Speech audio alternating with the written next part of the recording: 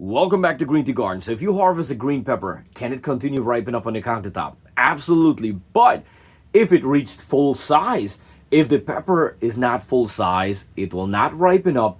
Even if it change color, it might be like soft and mushy and you lose the texture and you lose the flavor. So avoid harvesting pepper way too small. Now, how to tell when the pepper reach full size?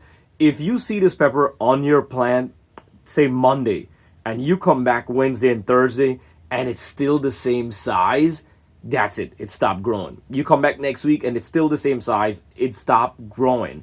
So what do you have to do? You could either prune your plants, remove all the side shoots, which I'll show you, or you could go ahead and pick it and put it on your countertop.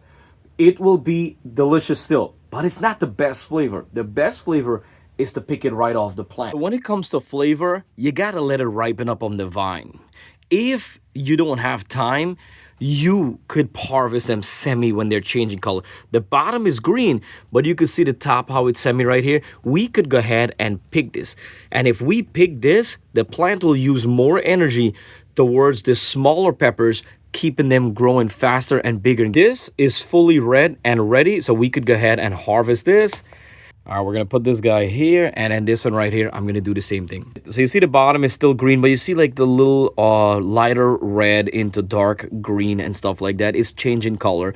Leave this on your countertop. Within the next couple days, it will turn fully red. If you look our main stem, this is it, and this is our leaf right here. But you see we get that extra growth point right there. That's a side shoot.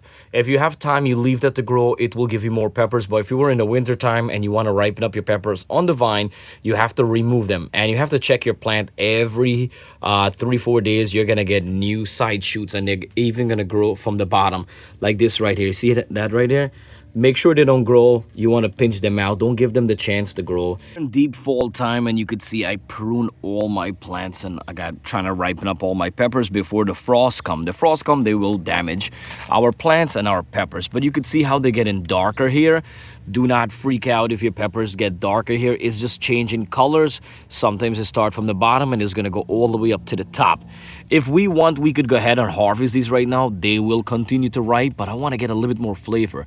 So what I'm going to do, I'm going to leave this. As soon as it starts turning a little bit of like orange or red right here, I'm going to harvest this and put this on the countertop. So look at this one plant. You see all this, the extra growth right here? That's all different side shoots. I wish I had time. Comes on to the hot peppers. You see how it's like green and yellow? You could go ahead and harvest this. And as soon as they're ripe, you have to go ahead and harvest. You cannot leave them on the plant too long. It's just wasting energy and over ripen this. The plant will use more energy to ripen this up or even grow the smaller one. We got a next one right here too.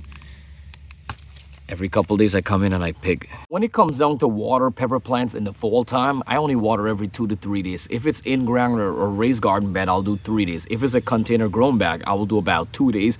I water lightly, hold the hose maybe about 15 seconds. That's perfect enough. You don't want to over water. So what to do with your pepper plant when it comes down to fertilizer? You want to fertilize, once a month, twice a month, that's fine, lightly.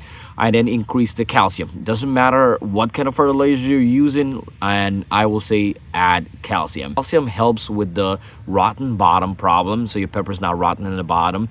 It actually, strengthen up the cell wall around the peppers and then increase the flavor. Now, if you live in a long garden season, you do not have to prune to the max or remove all the side shoots. You could leave those side shoots. They will grow and give you many peppers throughout the season, for those who have long garden season. But when it comes on to pepper plant in the springtime too, I do not recommend to remove all of the side shoots. Just remove some of the lower one, leave the top. The plant will bush up to the top, the energy focus on the top. You get a bigger, faster harvest by that. And pruning, it increase the airflow. Your plants get a less chances of disease, and you get a better, healthier plant overall. As you guys know, I'm a big fan of pruning.